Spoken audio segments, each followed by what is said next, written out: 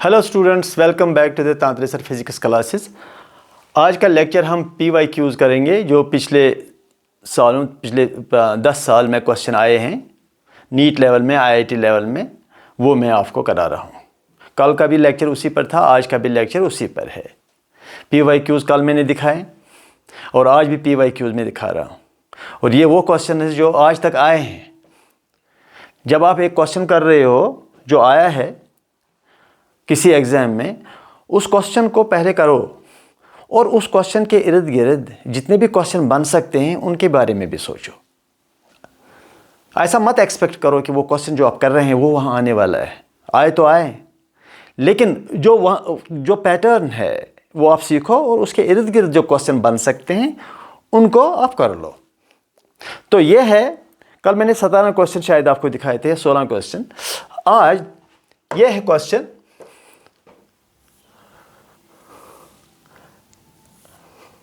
17th question. At any instant, the velocity of a particle of mass 500 grams is 2ti plus 3t square j. If accelerating force on the particle is 2ti plus 3t square j meters per second, if the force acting on the particle at t is equal to 1 second is I plus xj, then what is the value of x? ये हमारा question है। मैं थोड़ा question लिखना चाहूँगा। M is equal to 500 grams and velocity दिया है 2ti plus 3t square j, ये भी दिया है। फोर्स दिया है is equal to I plus xj Newton और टाइम दिया है 1 सेकेंड। हमें ये x निकालना है। x मास दिया है, वेलोसिटी दिया हुआ है, force is I plus x j newton at t is equal to 1 second. बताना है ये x किसके बराबर होगा। फोर्स का जो एक्सप्रेशन दिया है उसमें x है, हमें वो देखना है वो x किसके बराबर होगा। कंपैरिजन करना पड़ता है। चलिए ठीक है, पहले ये वेलोसिटी है, मैं एक्सेलरेशन निकालना चाहता हूँ। तो एक्सेलरेशन के लिए इस वेलोसिटी को डिफरेंशिएट कीजिए, dy by dt, that is 2i plus 6t। Differentiate करके 2ti का डिफरेंशिएशन 2i, t का 1, 6t। अच्छा, ये एक्सेलरेशन हुआ और t is equal to 1 second पर एक्सेलरेशन देख लो, दैट इज 2i प्लस 6, ये भी ठीक है। अब मुझे फोर्स बताइए, that is 2i plus 6 acceleration into mass, that is 500 grams. 500 grams into 10 raised power minus 3. ये 6tj ऐसे और ये j ऐसे और ये j ऐसे, ठीक। तो it is 2 5 are 10, that is 1i plus 633j, जब ये 3 0 10 power 3 से कैंसिल होगा। और अब ये फोर्स जो मैंने निकाला है बाय यूजुअल रूल्स, हमने फोर्स निकाला ऑन द ऑब्जेक्ट, लेकिन इसने वो फोर्स दिया हुआ है, he has given that force to you, so that force is just equal to I plus x j. This what he is given, he gives you. तो I तो compare हो गया, ये x जो कंपेयर करते हो तो इसके हिस्से में 3 आएगा, 3 answer, that is the answer. Question number 18th question. An average force of 125 Newton is applied on a machine gun firing bullets, each of mass 10 grams at a speed of 250 meters per second. To keep it in equilibrium, the number of bullets fired per second by the machine gun is.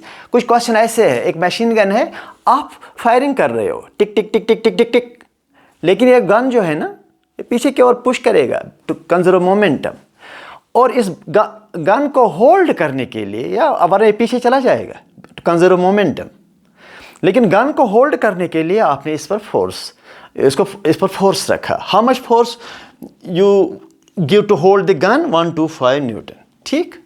जब आपने इसको hold किया है और force की वजह से इसको होल्ड किया हुआ है, बताइए 1 सेकंड में कितने बुलेट से आगे फायर करेगा, दैट इज इट। चलो मैं इसको थोड़ा सा force to keep the gun 150 मैं लिखूंगा। Mass of 1 gram of the bullet is 10 grams and the speed of the bullet is 250 meters per second. The number of bullets dn by dt, number of bullets per second ये निकालना है। The number of bullets fired by the machine gun in 1 second। तो यहाँ देखिए ज़रा आप, ये आपका मशीन गन समझो, ये मुझे बनाना नहीं आता है कभी भी, ये गन्स मुझे नहीं बनाने आते, अच्छा ही नहीं आता है गन्स बनाना। तो ये जो गन है ऐसे टिक टिक टिक टिक टिक टिक, और इसको होल्ड करने के लिए इसको फिक्स करना पड़ता है। जैसे आप देखते हैं डॉक्यूमेंट्रीज़ में या आजकल ये गन का ही हिसाब चल रहा है, every time you see on TV there is gun being fixed and the gun starts firing, but gun has to be fixed, otherwise you fire the gun it will move in the backward direction। तो आपने इसको यहाँ से 125 Newton का force दिया हुआ है, तो bullets are being fired। तो ये जो फोर्स है it is just equal to delta p by delta t, that is what you know। It is F equal to, what is delta p? When you fire a bullet, that is change in momentum mv by delta t, ठीक। अच्छा, F is equal to, ये जो m है it is not a single bullet which is being fired, there are multiple bullets, so यहाँ आप n कीजिए, n mv, mv को बाहर निकालो because both are constant, because every bullet is moving forward with the same velocity, that is 250 meters per second। तो आगे जाकर रहेगा सिर्फ dn by dt या delta n by delta t, जो निकालना है ये वाला n by delta t, delta n by delta t। It is 125, mass of the bullet is 10 grams to 10 raised power minus 3 and grams, oh yes, v is 250 and dn by dt ये निकालना है, dn by dt निकाला है, number of bullets fired per second, this is number of bullets fired per second। अच्छा, तो अब dn by dt किसके बराबर, 125 divide by 10 into 10 raised power minus 3 into 250, तो ये 10 raised power 3 ऊपर ले जाइए आप, 125 into 10, नहीं पहले ये 2 0 और 10 raised power minus 1 ऊपर होगा, तो एक ही 0 होगा ऊपर, divide by 25, 25 into 5 which is 25 into 5, 0, 50 it should be the answer। 50 bullets, tick tick tick tick, 50 bullets will be fired in the forward direction in 1 second if you want to keep the gun fixed by 125 Newton of force, as simple as that। जब आप gun को fire करोगे gun will go in the backward direction, therefore you have to fix the gun। With how much force you fix the gun is 125 newtons and the gun is firing in the forward direction, right? How many bullets it will fire in the forward direction in 1 second, that we have to find, dn by dt। Okay, question number 50 is the answer, yes, this is the 50 is the answer। 19th question, equation दिया है v is equal to 10 root x, ठीक, मास दिया है 500 grams, I have to find force acting on the body, बस F निकालना है, this is the question। आप question पढ़ भी सकते हैं, body of mass 500 grams moves along the x-axis such that its velocity varies with displacement x according to relation v is equal to 10 root x, the force acting on the body is, अगर velocity आप body very करता है with position, तो आपको इस पर कितना force है वो आपको निकालना है। Generally what you do, you generally know the velocity as a function of time, फिर एक्सेलरेशन निकालते हैं तो हो जाता है। यहाँ पर वेलोसिटी दिया है as a function of position, तो इनमें से 1 6 6 1 2 5 इनमें से आंसर निकालना है, देखना है कौन सा आंसर है। हैव ए लुक, मैं दिखाता हूँ क्या करना है। पहले ये रूट को ख़त्म ही कर लो, v square is equal to 100x, ठीक, स्क्वायर किया। चलो डिफरेंशिएट कीजिए, it is 2v dv by dt is equal to 100, x का differentiate with respect to t dx by dt। अब dx बाई dt और v सेम है तो ख़त्म हो गया। What is dv by dt? That is 50, acceleration is 50। अगर acceleration 50 है और मास आपका 500 ग्राम है तो बताइए फोर्स किसके बराबर होगा? That you should know if you prepare for IIT, if you are prepare for NEET, तो F is equal to ma तो पता होना चाहिए। तो F इज इक्वल टू, एक तो वो मास ले आऊँगा मैं इधर इंटू 10⁻⁻3, दूसरा ये A से मल्टीप्लाई करूँगा 50, 3 0 ख़त्म हो गए इसके साथ। 25 न्यूटन्स आंसर, 25 न्यूटन आंसर। ये देखो 25 न्यूटन बैठा है इधर लास्ट में। Question number 20। Three forces F1, F2 and F3 are acting on a particle of mass 5 kg. The forces F2 and F3 are applied perpendicular so that the particle remains at rest. If F1 is removed, then acceleration of the particle is। Question क्या है? आप 3 forces है आपके पास, F1 है, F2 है, F3 है, और ये दो जो आपस में ये परपेंडिकुलर भी है, ये एक पार्टिकल पर एक्ट करते हैं और पार्टिकल जो है वो इक्विलिब्रियम में है, रेस्ट में है, ठीक। और आपने अब F1 को रिमूव किया तो बताइए अब एक्सेलरेशन क्या होगा? ठीक, लेकिन F1 भी दिया है 10, F2 दिया है 8, F3 दिया है 6। F1 आपने रिमूव करके फोर्स एक्सेलरेशन निकालना है पार्टिकल का, और एक्सेलरेशन के लिए मास तो दिया होना चाहिए। हाँ, मास भी दिया है, दैट इज 5 kg। देख लीजिए, थोड़ा सा पॉज करके देखो। 3 forces are acting on the particle F1, F2, F3. Under these 3 forces, the body is in equilibrium. आपने 3 में से एक फोर्स रिमूव किया, अब इक्विलिब्रियम में कहाँ रहा? अरे जब 3 फोर्स से इक्विलिब्रियम में है, आपने 3 फोर्स में से एक फोर्स को हटा दिया, अब कहाँ इक्विलिब्रियम में रहा? तो नहीं रहेगा इक्विलिब्रियम में।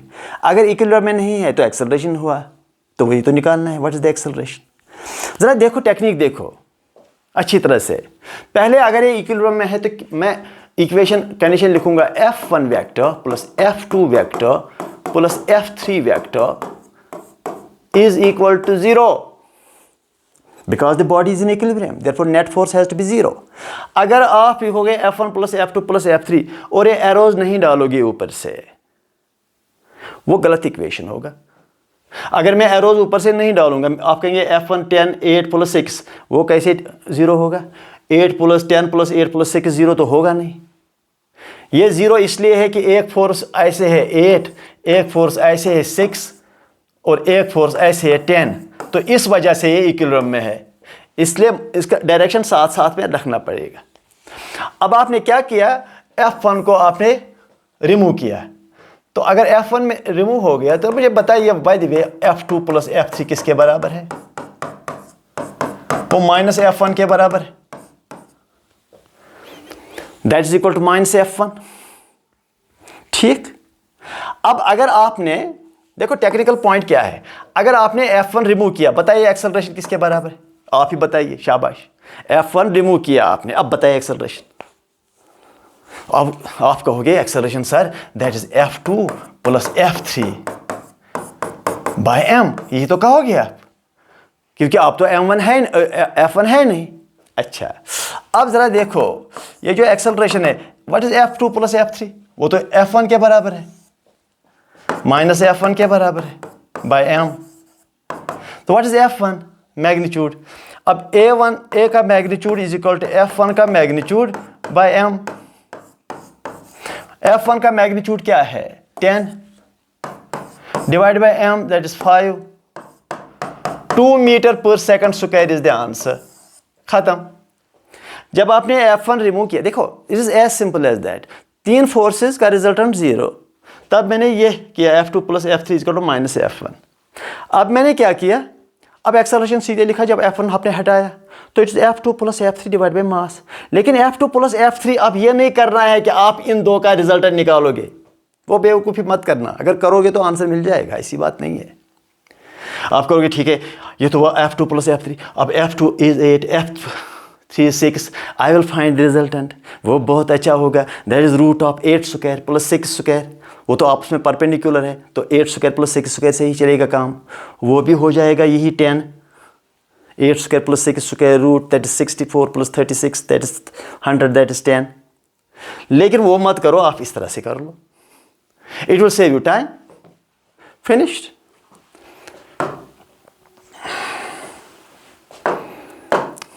देखो आंसर 2 है कि नहीं, बैठा है इधर आंसर अच्छी तरह से। Question number 21, the position vector of a particle related to. चलो पोजिशन वेक्टर पहले लिख ही लेता हूं मैं, बाद में देखेंगे क्वेश्चन क्या है। 10ti प्लस 15t स्क्वायर जे प्लस 7k, चलो मीटर्स में ही सही। The direction of net force, हमें नेट फोर्स का डायरेक्शन निकालना है, बस डायरेक्शन ही तो निकालना है, ज़्यादा परेशानी तो है नहीं। तो देखो मैं समझाता हूँ आपको रेडियस वेक्टर दिया है और वो भी बहुत ही अच्छी फॉर्म में दिया है, वो वेक्टर फॉर्म में दिया है। आप इसे वेलोसिटी निकालो वेक्टर फॉर्म में, और फिर एक्सेलरेशन निकालो वेक्टर फॉर्म में, और लगे हाथ वही तो है, उसी जो उसका डायरेक्शन होगा एक्सेलरेशन का, वही फोर्स का डायरेक्शन भी होगा, because the force of direction of the net force is the direction of the acceleration. तो अब जरा देखो मैं क्या करता हूं, इसको जरा डिफरेंशिएट करो, that is v, that is 10i plus 15 into 2, that is okay, that is 30tj, 7k का प्लस 0 हो गया वेलोसिटी। इसका डिफरेंशिएशन, इसका डिफरेंशिएशन, डिफरेंशिएशन बेसिक रूल्स आने चाहिए। मैंने हमेशा, देखो कल भी मैंने एक टॉक शो में बात की है कि बेस मैथमेटिक्स आना चाहिए। अगर आपके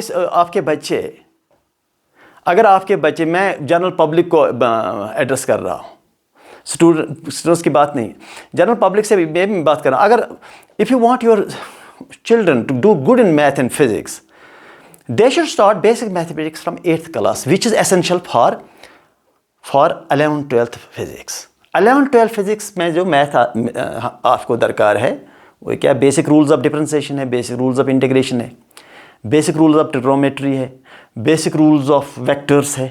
तो ये 4 चीज़ें जो है इनको 8th क्लास से ही शुरू करो, वहाँ से सीखना शुरू करो आप। By the time you are in 11th class you will be very flexible with these concepts. तो वही जब मैंने यहाँ 10i लिखा, अब स्टूडेंट कहेगा ये t का 1 कहाँ गया, तो उससे टीचर को थोड़ा सा बुरा लगता है कि यार देखो ये आया है बच्चा IIT करने के लिए, नीट पढ़ने के लिए, और उसको यही पता नहीं कि 10t का डिफरेंशिएशन 10 है। अच्छा, अब एक्सेलरेशन, अब इसका डिफरेंशिएशन कर दिया, इसका 0, इसका 30, t का 1j प्लस 0, 30j। तो what is the direction of acceleration? j direction. What is the direction of force? J direction, because direction of force and direction of acceleration is the same. So y direction, answer, direction of force. देखो y direction positive y direction है कि नहीं। हो गया 22, question number 22। Which of the figures show variation of force with time? हाँ, तीनों equations force versus time है। The impulse is highest in the figure. देखो मैं समझाता हूँ, इम्पल्स जो है that is change in momentum and that is given by the area under force at force time diagram. Because impulse जो आप लिखते हो that is integration of F D T,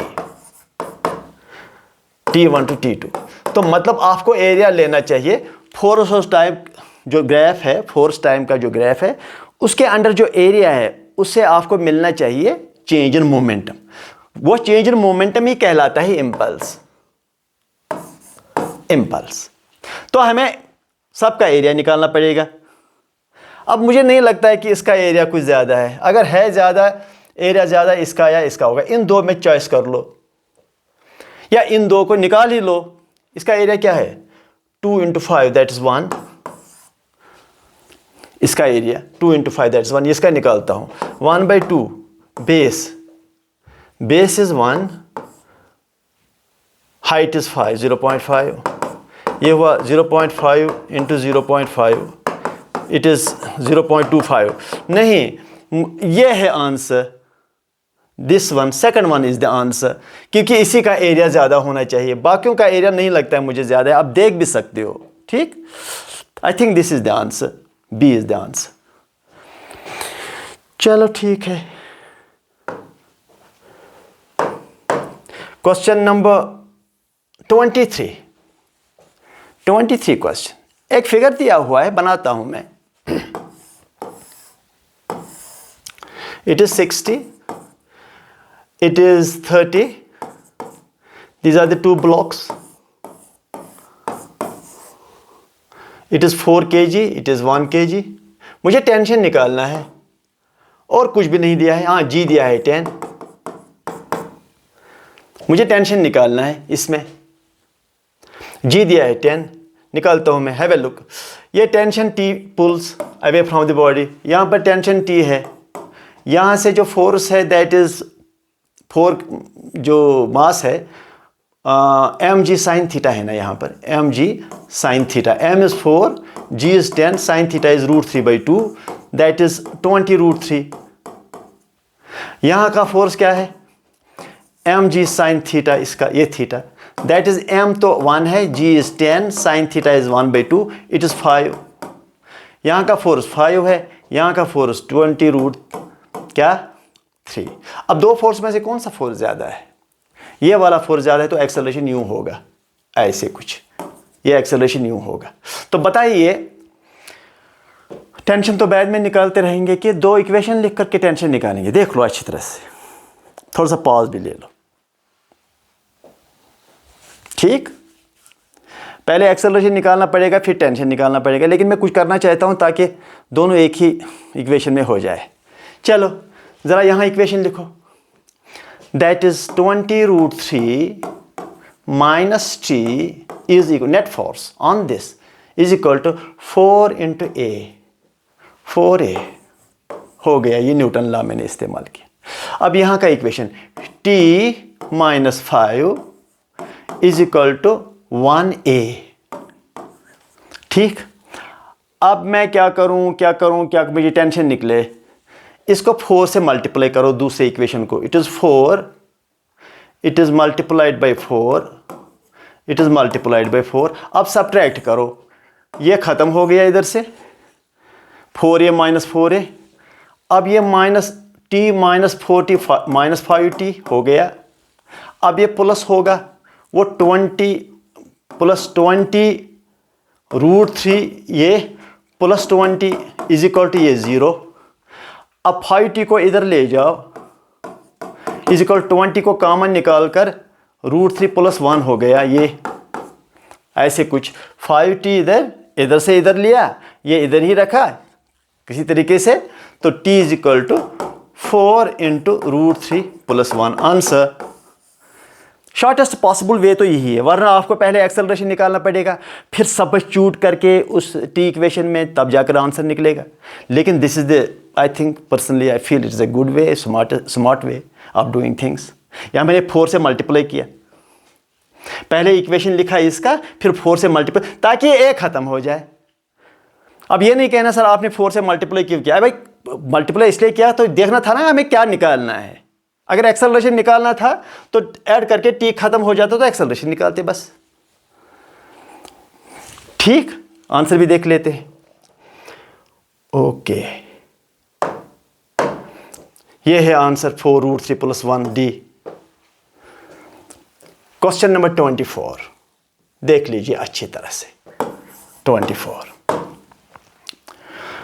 given below are 2 statements, an elevator, हाँ elevator की बात कर रहा है तो बनाऊंगा, एलिवेटर की बात कर रहे हैं। Can go up and down with uniform speed, velocity constant, uniform speed, maybe it goes up और goes down, uniform speed. It is weight is balanced with the tension of the cable, इसका जो weight है mg, it is balanced by the tension, is it true? देखते हैं। चलो दूसरा statement, force exerted on the floor अब ये lift है और पर्सन इधर बैठा है, the force exerted by the elevator, floor of an elevator on the foot of the person standing on it is more if when the elevator goes down, it goes down with increasing speed, means the acceleration is downwards. Normal reaction is more, n is more. ये दो statement है।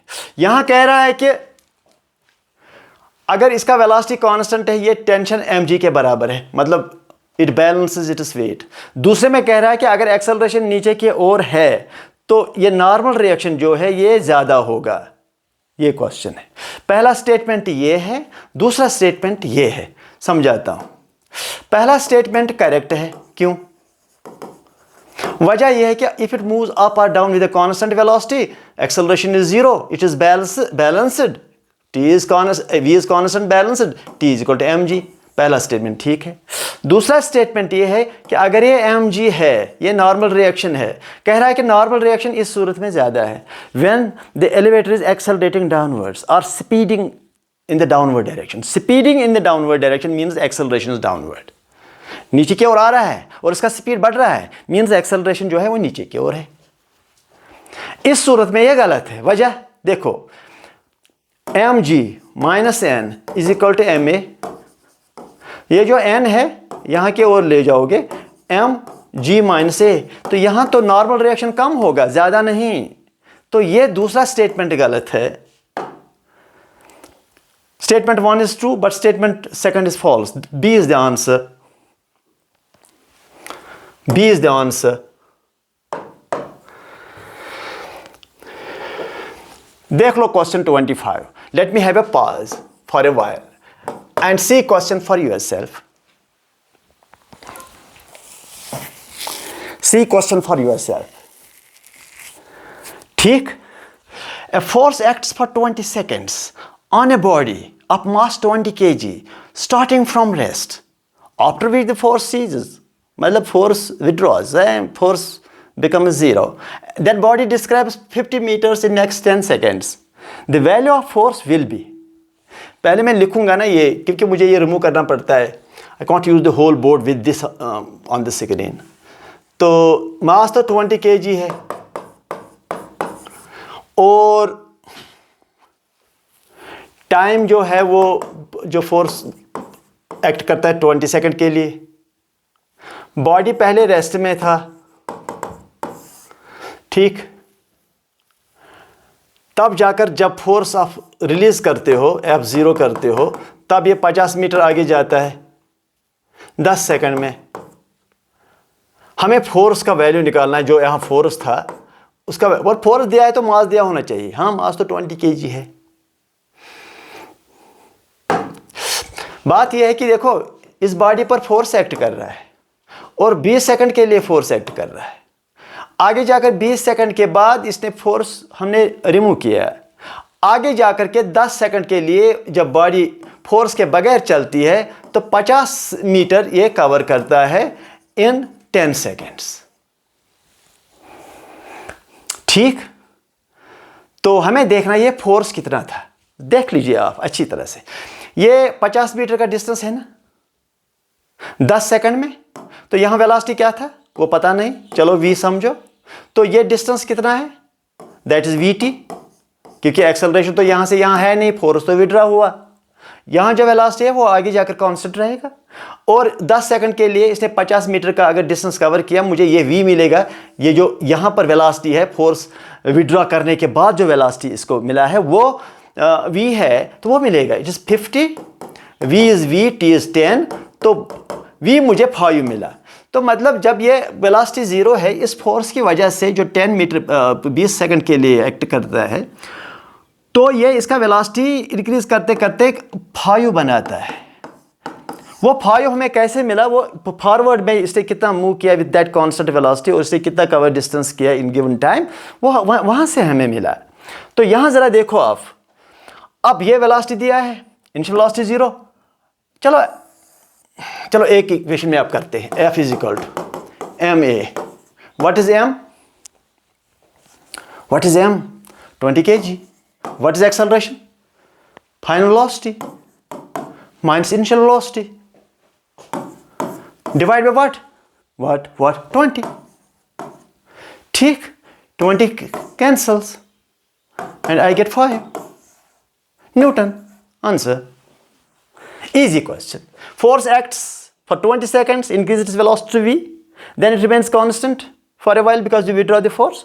और दूसरे phase में जब आप equation apply करते हो तो आपको वेलोसिटी मिलता है यहाँ पर, वेलोसिटी यहाँ मिला तो इस रेंज में यहाँ से यहाँ तक आपको फिर फोर्स का इक्वेशन मिल जाएगा। खत्म। क्वेश्चन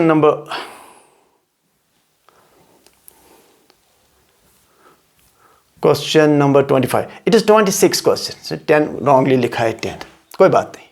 तो ये है क्वेश्चन 26। ये है ग्राफ, पहले ऐसे ग्राफ है, फिर ऐसे है, फिर शार्पर है। It is T1, it is T2, it is T3, it is momentum. ये कह रहा है कि identify the regions on the graph where magnitude of force is maximum and minimum. Maximum force कहां है और मिनिमम फोर्स किस रीजन में है, ये क्वेश्चन है। फोर्स की बात कर रहा है, किस रीजन में फोर्स। चलो इसने यहां ये लिखा ए रीजन, बी रीजन और सी रीजन। किस रीजन में फोर्स सबसे ज्यादा है और किस रीजन में फोर्स सबसे कम है। पहले देखो, मैंने ये आपको बहुत बार कहता रहा हूं मैं कि जब एक ग्राफ देखोगे इसके स्लोप के बारे में सोचो, उससे कुछ मिलता हो तो ठीक है। अगर इसके स्लोप से नहीं मिलता है कुछ तो फिर इसके एरिया के बारे में सोचो, या एरिया को एक फिजिकल क्वांटिटी देता है आपको, या आपको इसका स्लोप देता है। तो इसका स्लोप जो है वो दैट इज dp/dt, और वही तो है फोर्स। तो यहां फोर्स सबसे कम है क्योंकि इस लाइन का स्लोप कम है। इससे ज्यादा अगर फोर्स है तो ए पर है, उससे भी ज्यादा है अगर तो यहां, क्योंकि यह सिटी पर है, इसका ज्यादा से ज्यादा स्लोप है। यानी कि force in the region C is greater than force in the region A is greater than the force in the region B. Answer. ये देखना है आपको स्लोप कहां, because dp/dt is force, that is slope. यहां का slope सबसे ज्यादा दिखने में यही लगता है कि इसका स्लोप ज्यादा है, इससे कम है, तो सबसे कम बी का है। खत्म बात। 27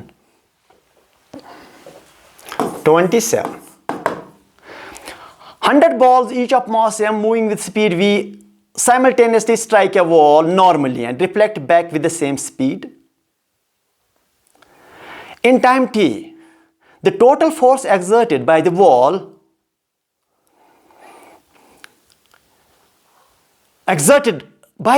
on the balls is, कुछ ऐसे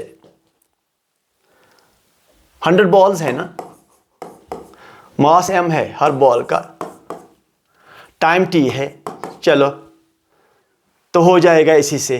स्पीड बॉल का v है, ये बॉल है, यहां से बॉल आ रहा है, हिट करके वापस आ रहा है। ठीक, सपोज इसका मास m है और वेलोसिटी v है, वापस आया विद द सेम स्पीड, मास तो m है, तो बताइए चेंज इन मोमेंटम कितना है, बताइए। हाँ, आप कहेंगे mv minus mv possibly, no, now you are very clever, you have grown very intelligent. आप नहीं कहोगे mv माइनस mv इज 0, आप कहेंगे it is mv minus of minus mv is 2mv। ठीक, मगर अगर ये 100 बॉल्स है तो 100 मल्टीप्लाई करना पड़ेगा, यह चेंज इन मोमेंट।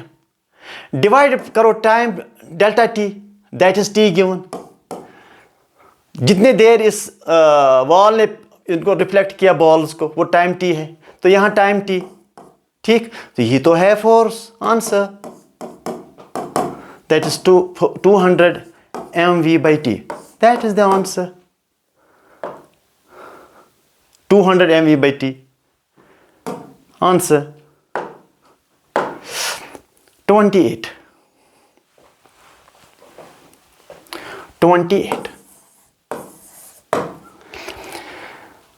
एक स्फेरिकल बॉल दिया हुआ है, इस पर ऐसे इसने फोर्स अप्लाई किया हुआ है F, और वो F भी दिया है 200 न्यूटन, और ये जो एंगल है ये 30 डिग्रीज का एंगल दिया है, ये 30 डिग्रीज का एंगल दिया है। अच्छा, normal reaction on the roller is, इस सरफेस ने इसको कितना नॉर्मल रिएक्शन दिया है, दैट इज वो हमें निकालना है। नॉर्मल रिएक्शन कितना दिया है, ये आपने फोर्स दिया यूं, इसका मास क्या है रोलर का? रोलर का मास है 70 kg, इसका मास है 70 kg।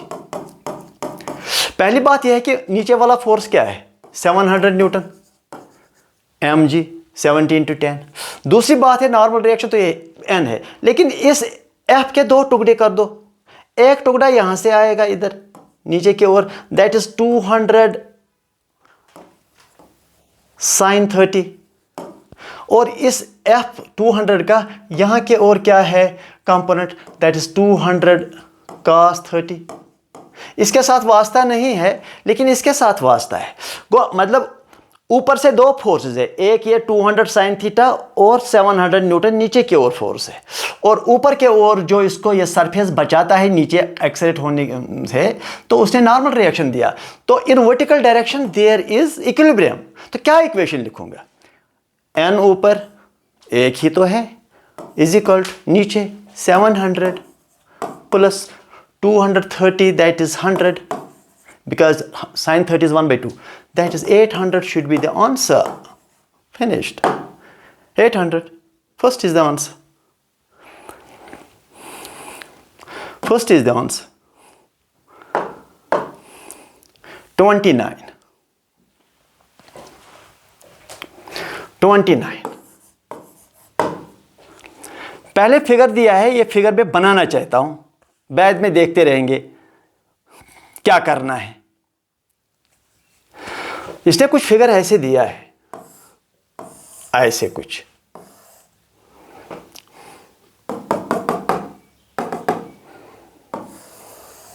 ठीक, फोर्स F दिया है यहां से ऐसे, ऊपर ये ब्लॉक है, ये पुली है, और ये भी मास एक है, इसने इसके साथ टच नहीं कराया। अगर टच नहीं कराएगा तो कोई मतलब नहीं रखता है ये। It is 10 kg, it is 20 kg, ठीक। इस M का मास है क्या, 100 kg, और यही दिया है ऊपर भी, और यही दिया है इसमें भी, डायग्राम में भी यही दिया है। अब क्या कह रहा है, the pulleys are also massless, a force F is applied on the system so that the mass M2 moves upwards with an acceleration of 2। ये कुछ ऐसे फोर्स दे रहा है कि ये जो M2 है, ये वाला मास, ये M2 वाला mass, it goes up with acceleration of what, 2 metre पर सेकंड। इसका एक्सेलरेशन 2 मीटर पर सेकंड ऊपर की ओर है। क्यों ऊपर की ओर है वो मैं आपको बताऊं, क्योंकि आपने ये फोर्स जो दिया F दिया। अगर ये 2 मीटर ऊपर की ओर जा रहा है, समझो ये भी 2 मीटर इस ओर जा रहा है, मीटर पर सेकंड स्क्वायर, ठीक। हमें देखना है कि what is the value of F, इस F का वैल्यू क्या है, यह है क्वेश्चन। फिर से समझाता हूं, आपने इस ब्लॉक को F फोर्स दिया, नीचे से फ्रिक्शनलेस है। इस फोर्स की जब आपने इसको पुश किया इस फोर्स से, तो ये जो मास है M1 10 kg का, it will experience backward force, SIDO force. ये सीडो फोर्स बैकवर्ड की वजह से ये इसको भी पुल अप करेगा। कह रहा है कि ये पुल अप होता है 2 मीटर पर सेकंड स्क्वायर से, और ये भी यहां पर 2 मीटर पर सेकंड स्क्वायर से, मतलब एक्सेलरेशन इसका होगा। हमें देखना है कि ये फोर्स हमने कितना अप्लाई किया है। अच्छा खासा क्वेश्चन है, IIT लेवल का क्वेश्चन है, इसलिए आपको गौर से देखना पड़ेगा। चलो मैं इसको फ्री बॉडी डायग्राम से करूंगा। पहले ये जो बॉडी है, ये वाला बॉडी ऐसे, जिस पर आपने फोर्स F दिया, आपको सिर्फ ये फोर्स F नजर आता है इस पर, लेकिन है इस पर बहुत सारी फोर्सेस। देखो ये जो पुली है, यहां पर टेंशन T होगा, यहां टेंशन T, यहां टेंशन नीचे की ओर T, यहां ऊपर की ओर T। ये टेंशन इस M2 पर एक्ट करता है, इस M2 पर फोर्स है नीचे की ओर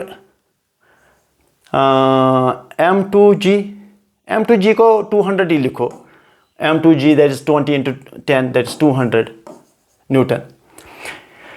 इसका एक्सेलरेशन पता है, चलो ठीक है। लेकिन ये जो ब्लॉक है ये इसको आगे की ओर नॉर्मल रिएक्शन देगा, ठीक, इस छोटे मास को। ये छोटा मास इसको छोड़ेगा नहीं। अगर इसको न्यूटन नॉर्मल रिएक्शन आगे की ओर मिला तो इसको ऐसे नॉर्मल रिएक्शन पीछे की ओर इसको पुश करेगा इससे, ठीक।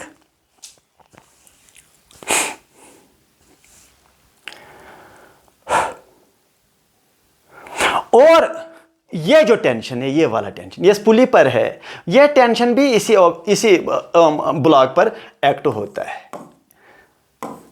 इस पुली के मदद से, इस पुली के। लेकिन ये जो टी है, ये वाला टी, आप कहेंगे ये भी इस पर एक्ट होता है, जरूर होता है, लेकिन ये फोर्स, ये टेंशन इस ब्लॉक पर है, कैपिटल एम ब्लॉक पर है, ये उसको नीचे पुश करने की कोई, लेकिन वो नॉर्मल रिएक्शन से बैलेंस होगा, क्योंकि वर्टिकल डायरेक्शन में इस ब्लॉक पर, वर्टिकल डायरेक्शन में नेट फोर्स है नहीं इस ब्लॉक पर। अभी आप कहेंगे क्या इस ब्लॉक पर भी नहीं, इस पर है, इस पर वर्टिकल डायरेक्शन में फोर्सेस है। इस ब्लॉक में जो इसके ऊपर बैठा है, इस पर वर्टिकल डायरेक्शन में कोई फोर्स नहीं है, और इस पर भी वर्टिकल डायरेक्शन पर कोई फोर्स नहीं, इस पर, इस ब्लॉक पर, कैपिटल एम ब्लॉक पर, ठीक। अच्छा, okay. Now let me suppose it has acceleration of A prime, ठीक। अगर इसका एक्सेलरेशन ए प्राइम है, इसका, इस ब्लॉक का जो 100 न्यूटन का है, समझो इस 20 का भी, जो ये 20 है यहां पर, इसका एक्सेलरेशन भी आगे की ओर क्या है, ए प्राइम। और समझो ये और एक ब्लॉक हो गया, लेकिन इस पर फोर्स ऊपर की ओर ये टेंशन टी, यह देखो, और नीचे की ओर है 200, ये भी देख लो अच्छी तरह से, ये हो गया, और इसका 20 kg का मास है। अब ये वाला जो है, इसका फोर्स आगे की ओर टेंशन, ये वाला टेंशन, लेकिन पीछे की ओर इसका फोर्स है, कौन सा वाला फोर्स है पीछे की ओर, वो सीडो फोर्स है, जो इस ब्लॉक का एक्सेलरेशन है, इसको पीछे की ओर m, इसका वो है 10 ए प्राइम का फोर्स मिलेगा पीछे की ओर, आगे की ओर टी, और एक्सेलरेशन इसका होता है 2 मीटर पर सेकंड स्क्वायर। इसका एक्सेलरेशन ऊपर की ओर 2 मीटर पर सेकंड स्क्वायर, इसका एक्सेलरेशन 20 का आगे की ओर, ये ए प्राइम, इसका भी ए प्राइम। अब आपको इक्वेशन लिखना पड़ेगा, अब मैं ये रब करूंगा। अगर मैं, if I change the page, then I can not see what is here, okay. इसका है नहीं कोई शॉर्ट तरीका, होता तो मैं आपको दिखाता, इसका यही करना पड़ेगा। बाद में अगर आप चाहो तो मैं शॉर्ट कर दूंगा, कोई बात नहीं। चलो, पहली बात यह है कि मैं इसका ये ए प्राइम जो है, 100 A prime is equal to F minus N minus T, हो गया मेरा एक इक्वेशन, ठीक। निकालना तो एफ। चलो, अब ये वाला, इसका 20 A prime is equal to क्या है, इसका आगे वाला फोर्स।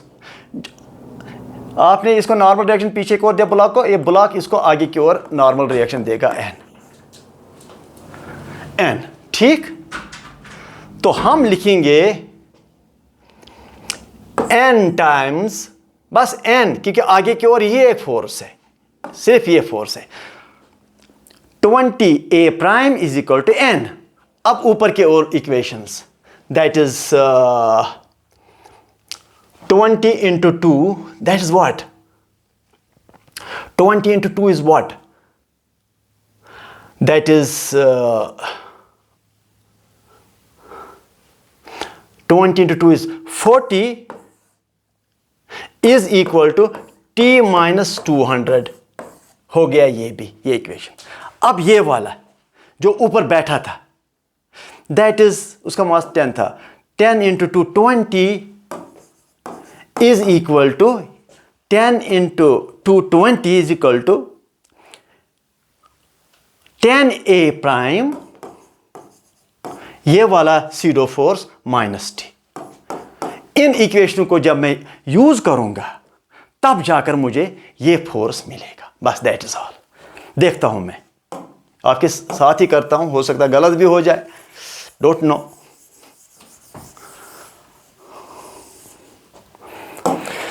चलो जी, अब तो इन दो में से टेंशन निकलेगा और ए प्राइम, इन दो में से टेंशन और ए प्राइम निकलेगा। तो फिर ए प्राइम को यहां यूज करके एन निकलेगा, फिर यहां ए प्राइम एन और टी सबस्टिट्यूट करके सारा कुछ मिलेगा। तो पहले मैं ए प्राइम ही, इनको ऐड कर दो, टी ऐड करने से ये ख़त्म, तो वो हो गया वहाँ से 60 is equal to 10 A prime minus 200, तो 10 A prime is equal to 260, तो A prime is equal to 26। A prime मिला मुझे, तो मिला यहाँ पर एन। अब N is equal to 20 into A prime is 26, कितना हुआ 12, 2 6 12 2 4 520 हो गया एन। एन जब मुझे मिलेगा, टी भी मिला, एन भी मिला और ए प्राइम भी मिला, तो ठीक है। अब टी एफ देखो, 100 A prime plus N plus T, what is 100 is 100, what is A prime 26, what is N 520, yes, and what is t, what is t, what is t, what is t, t t t t भी निकाला ही नहीं, t तो अभी निकाला नहीं। t तो है 200 plus 40 plus 240, तो अब जा करके ये क्या होगा, दैट इज 2600 प्लस 520 प्लस 240, तो किसके 0 0 0 4 6 6, अच्छा जद गई 4 तो 6 गई 0 0 4 2 8 6, क्या 6, it is 5 plus 2 7 plus 6 13, 2 plus 3360 is the answer. That is the force. That is the force. Force को 100A plus this. Let me see the answer. 300, एक मिनट फिर से, 3360, 33A is the answer. ये क्वेश्चन थोड़ा लंबा खींच गया, IIT में आया है तो लंबा थोड़ा सा खींच गया, लेकिन आपको क्या करना है, आपको इसको करना पड़ेगा। जो करते करते आपको बहुत सारे कॉन्सेप्ट्स क्लियर हो जाएंगे। अब आप कहें कि शायद मैंने कहा सीडो फोर्स, वो मैंने पढ़ाया है, अगर आप उसको देखोगे ये फिर क्वेश्चन समझ आएगा मैंने क्यों सीडो फोर्स, अगर ये एक्सेलरेशन नीचे की ओर हो जाता है ब्लॉक का, इसके ब्लॉक के ऊपर जो है उस पर सीडो फोर्स क्यों बैकवर्ड में हुआ, वो मैंने पढ़ाया हुआ है। Thank you for tolerating me for this long. Please try to continue to watch the lectures and subscribe to my channel, 10th, 9th Physics classes. You will continuously get the lectures on physics to prepare for the national exams. Thank you.